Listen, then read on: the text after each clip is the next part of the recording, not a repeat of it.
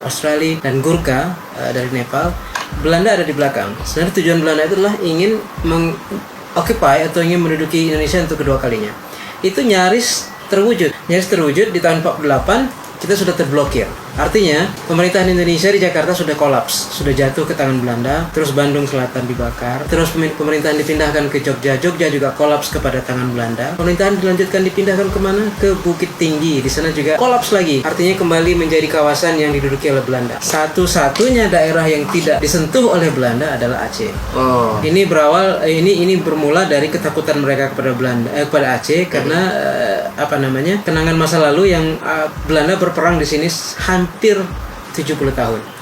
Jadi kepedihan yang sedemikian dalam itu membuat mereka agak berpikir berkali-kali kalau ingin menyerang Aceh di tahun 48. Jadi pada saat itu cuma Aceh aja nih yang belum diserang. Aceh the only place yang masih survive.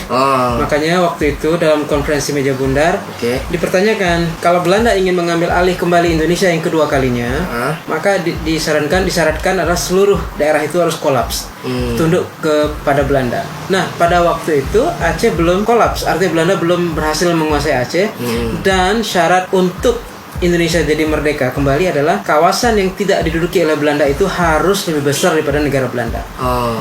Iya, sangat benar adanya, karena Belanda itu negara kecil. Aceh dengan kapasitas keluasan yang hampir separuh daripada negara Malaysia, tidak ada bandingannya dengan Belanda yang sekecil itu. Maka tidak di-approve lah permintaan Belanda untuk menduduki Aceh yang kedua kalinya di tahun 48 dalam sebuah pertemuan di meja bundar. Nah, pada waktu itulah Aceh menggelorakan semangat perjuangan nasionalismenya yang sedemikian tinggi dengan menyiarkan berita pada internasional bahwasanya Aceh masih ada, artinya Indonesia masih ada, melalui radio-radio yang berpusat di hutan rimba di kawasan tengah Aceh atau Aceh Tengah yang kita kenal dengan Radio Rimba Raya. Nah, pada waktu itu satu-satunya daerah yang tidak terblokir oleh Belanda adalah Aceh. Kalau kita lihat Indonesia pada waktu itu lautnya sudah terkepung, daratnya sudah diduduki oleh Belanda, maka Aceh masih free. Nah, pada waktu itulah Soekarno datang ke Aceh untuk mencari dukungan secara secara semangat dan finansial. Waktu itu Soekarno datang meminta kepada pemimpin ulama kita juga, pemimpin militer kita juga yang bernama Tengku Abu Tabri'eh, memintakan bagaimana caranya supaya Aceh bisa membantu supaya Indonesia tetap survive. Maka Abu bertanya apa yang bisa kami bantu. Maka Abu mengatakan kami ingin pesawat terbang. Pesawat itu akan digunakan untuk menembus blokade Belanda supaya bisa terjadi aktivitas antara Indonesia ke internasional, yang pada saat itu pesawat itu di-stationkan atau dipusatkan di Rangoon di Myanmar. Jadi dibelilah pesawat itu dengan uang-uang yang dikumpulkan dari saudagar orang Aceh. Tidak juga mesti saudagar, termasuk juga para ibu-ibu yang jualan sayur, semua dimintakan kesukarelaannya untuk mengumpulkan uang.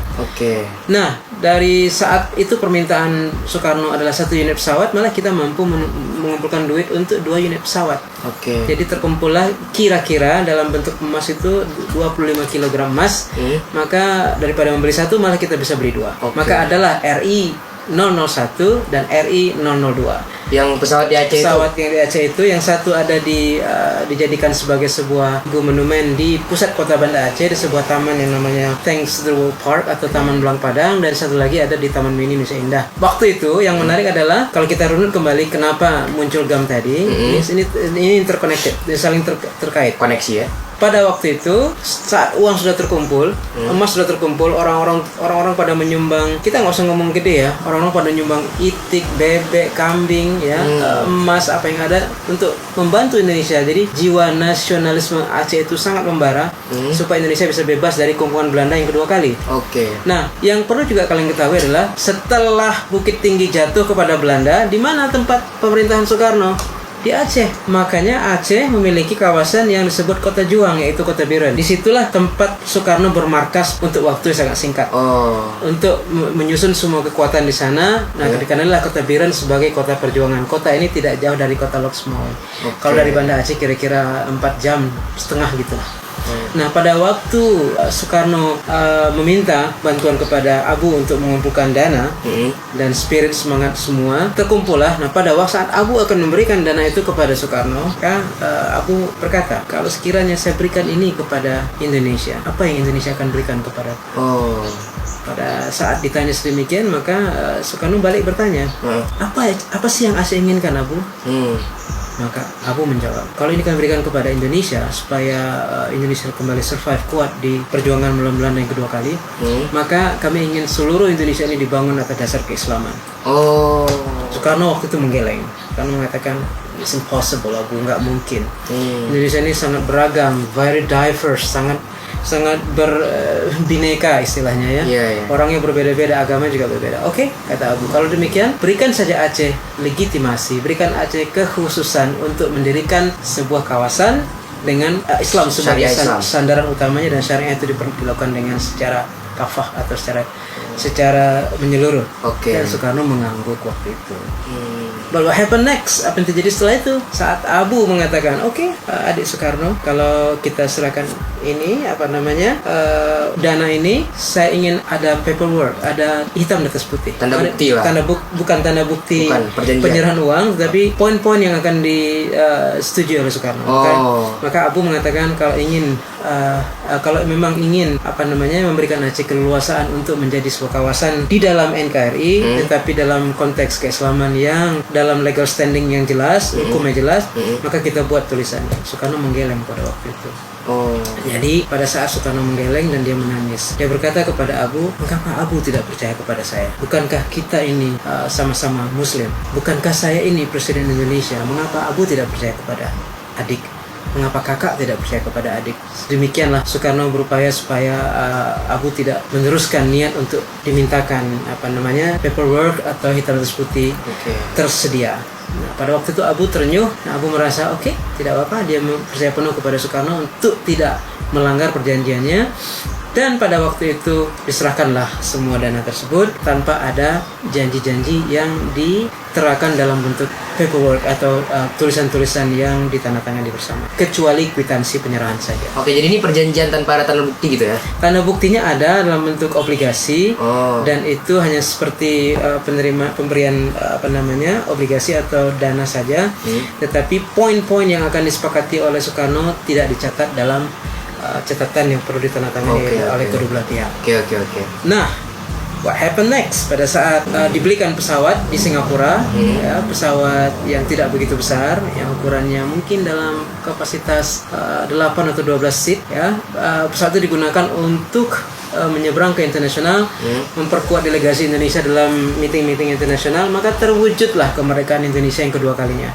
Artinya digagalkanlah pada saat sidang di Den Haag, dibatalkan keinginan Belanda untuk menguasai Indonesia kedua kali karena Aceh masih ada. Aceh itu lebih luas daripada negara Belanda, maka akhirnya Belanda tersenyum pahit, gagal karena Aceh masih survive. Nah, pada waktu itu ada satu klausul yang sangat membuat dilematis, adalah kalau Indonesia ingin dibentuk maka harus dibentuk dalam posisi Indonesia Serikat. Nah, pada waktu itu yang terjadi adalah Aceh malah hilang dari peta dunia. Aceh tidak ada lagi, digabung dalam Sumatera Utara menjadi namanya Sumatera Timur, dan capitalnya adalah Medan itu sendiri. Ini yang dianggap sebagai sebuah pengkhianatan dari janji awal, ingin memberikan legitimasi atau legal standing supaya Aceh bisa memiliki kekuatan hukum syariah sendiri, menjadi spesifik sendiri dengan keislamannya, dengan kulturnya, tetapi malah dikebiri dan hilang dari map dunia karena dimasukkan ke dalam Sumatera Timur. Inilah yang kemudian menimbulkan kekecewaan tersebut, dan muncullah gerakan-gerakan yang kita kenal dengan Darul Islam atau Tentara Islam Indonesia, waktu itu DITI. Jadi murni yang di Aceh ini adalah karena kekecewaan kepada janji Soekarno yang tidak ditepati, malah kita seperti didiskreditkan atau dikebirikan atau dihilangkan dari peta dunia karena kita harus tunduk kepada Sumatera Utara dalam sebuah payung baru namanya Sumatera Timur. That's the point. Maka disitulah makanya orang-orang mengangkat senjata, menentang itu, dan terjadilah pemberontakan. Itu tahun berapa ya awal? Itu berawal dari tahun 50-an. Dari 50-an? Ya, dari kekecewaan tersebut. Tetapi realnya GAM itu muncul di tahun 76. Realnya, ini bibit-bibit ya, muncul pemberontakan itu di-realkan di tahun 76. Dan perfectly done, itu tuntas perjuangan GAM untuk menjadikan sebuah negara dalam sebuah negara itu di tahun 2004. Karena tsunami menghancurkan semua kebencian, menghancurkan semua kekerasan, mengeliminir semua pemberontakan, maka terciptalah sebuah keindahan. Oke, berarti intinya GAM itu muncul gara-gara kekecewaan terhadap Soekarno gitu ya? Berarti itu intinya? Bukan kepada Soekarno, tapi kepada janjinya. Oh, janjinya. Yang tidak terwujud. Perlu kalian pahami bahwasanya Aceh itu sudah jauh eksis daripada Indonesia ada. Banda Aceh sendiri itu sudah 820 tahunan lebih. Tuh. Oke, Indonesia baru 75 tahun. Pemberontakan itu terjadi dengan gampang. Kenapa? Karena sebuah negara yang sudah lama ada, Aceh yang sudah menguasai Malaysia, menguasai hampir seluruh Sumatera pada waktu itu ingin dikotak-katik oleh sebuah negara yang baru bernama Indonesia yang 75 tahun umurnya. Jadi muncullah rasa, kenapa anak kecil mengatur seorang yang sudah dewasa? Kira-kira demikian. Kalau kita compare antara 75 tahun dengan 820 tahun, maka wajar Aceh itu mungkin tidak mau untuk diatur-atur sedemikian rupa karena dia memang sudah smart. Persoalannya banyak anak muda yang nggak tahu gitu kan ya. Ini penting. Mengapa kita perbincangkan di sini secara singkat? Sejarah Aceh itu memang dari awal sering di kiri kanan kan. Jadi makanya anak muda sekarang tuh banyak yang nggak tahu gitu. Nah kalau sudah momentumnya sekarang untuk anak muda Aceh atau anak muda internasional atau Indonesia khususnya paham kepada Aceh, inilah saatnya sekarang kita menegakkan sejarah yang lurus, yang tidak ke kiri tidak ke kanan. Jadi satu beban besar, beban moral bagi kita untuk membuat Aceh ini terbungkus dalam sejarah yang real, sejarah yang apa adanya, tidak atas pengaruh orientalisme, tidak atas pengaruh dari orang-orang yang ingin memecah belah Aceh itu sendiri. Tapi menurut Ayah gimana ya? Kalau misalnya Ayah lihat kan sekarang tuh banyak anak muda Aceh kan, yang justru bikin orang lain salah paham ke Aceh gitu. Jadi kayak seakan-akan Aceh ini minta dipuji selalu gitu. Padahal kan nggak kayak gitu kan harusnya. Itu sebenarnya bentuk dari euforia karena suatu kebanggaan yang meluap-luap karena memang tanpa Aceh Indonesia mungkin tidak pernah eksis di tahun 48 itu.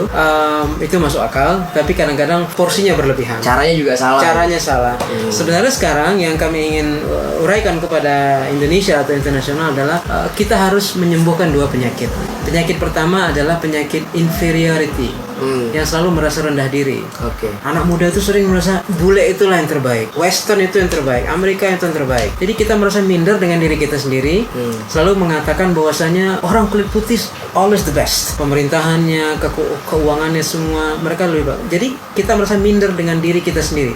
Pada saat kita minder dengan diri kita sendiri, maka kita masuk dalam perangkap inferioritas. Itu kita harus basmi. Yang kedua adalah penyakit losing identity. Artinya dia seperti generasi yang stranded in the middle, dia di tengah, nggak tahu sejarah dia nggak paham siapa dirinya.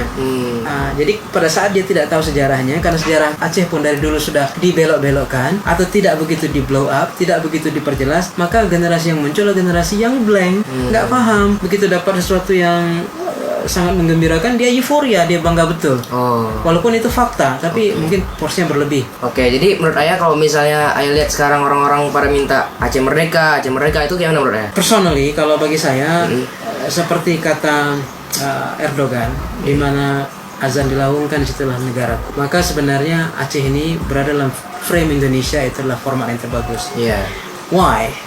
Pertanyaannya adalah, kalau Aceh ini keluar daripada Indonesia, maka mungkin prediksi saya keislaman Indonesia akan goyah. Karena Aceh sebagai sebuah think tank, sebagai sebuah sumber keislaman yang kuat seperti Kelantan di Malaysia, maka Indonesia akan goyang. Itu dari agama ya. Kalau misalnya dari ini ya, kita lihat kalau misalnya Aceh merdeka, apakah sanggup gitu mencukupi ekonomi rakyatnya gitu. Maksudnya kita lihat dari fasilitas juga kalau misalnya pisah dari Indonesia. Kita melihat kasus yang terjadi di Timur Leste.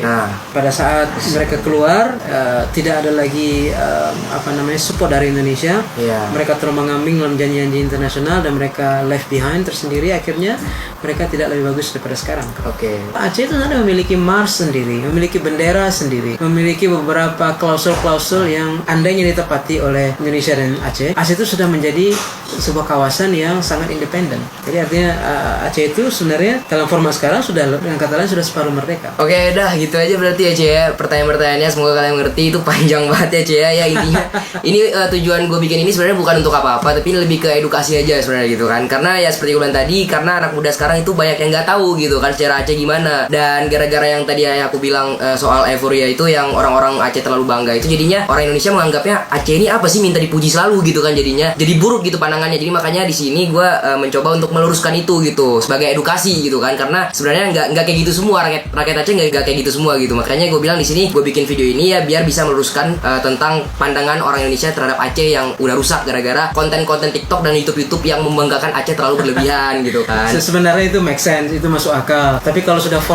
formatnya berlebihan, maka jadi nggak nyaman. Tapi sejujurnya karena Aceh Islam itu masuk bentuk Indonesia dari Aceh, kemudian kita mensupport pembangunan Indonesia juga dari Aceh di tahun 70-an. Pada saat kita menemukan ladang gas di Arun, itu adalah lumbung ekonomi bagi Jakarta membangun Indonesia. Nggak aneh kalau euforia itu muncul. Tapi mungkin kalau diformatkan dalam situasi yang berlebih, jadi nggak nyaman bagi Indonesia yang lain mendengarnya. Seolah-olah kita butuh dihargai secara berlebihan, walaupun itu sebenarnya real adanya, bukan kita buat-buat. Oke. Udah segitu aja ya, makasih ya udah gabung ke video Ade kan? Ade. Makasih udah gabung ke video aku. Yaudah segitu aja dulu. Makasih ya. Oke coy, jadi intinya seperti itulah mainnya. Kita udah siap ngobrol bareng bokap gue tadi gitu kan, 20 menit lebih bos. Capek juga dengernya gitu kan. Ya mungkin bakal gue cut juga ya, nggak mungkin 20 menit gue upload ke YouTube, ntar kalian bosen dengernya gitu kan. Makanya gue cut dikit lah gitu kan. Tapi intinya bakal gue sampaikan nanti men, oke? Jadi ya seperti yang gue bilang tadi, di video ini gue bukan ingin memecah belahkan ya, bukan ingin mengadu domba, bukan ingin memanas-manasi, bukan ya cuy ya. Tapi di sini gue lebih ingin mengedukasi gitu dengan cara yang benar gitu. Karena menurut gue nih, cara orang-orang TikTok yang mengatakan Aceh bukan Indonesia itu salah men. Maksudnya caranya itu salah. Mungkin ya cuy ya, tujuan mereka ingin ngasih tahu kalian gimana sejarah Aceh gitu, mungkin ya. Karena kan mungkin orang-orang tersebut juga pingin Indonesia tuh tahu gitu Aceh itu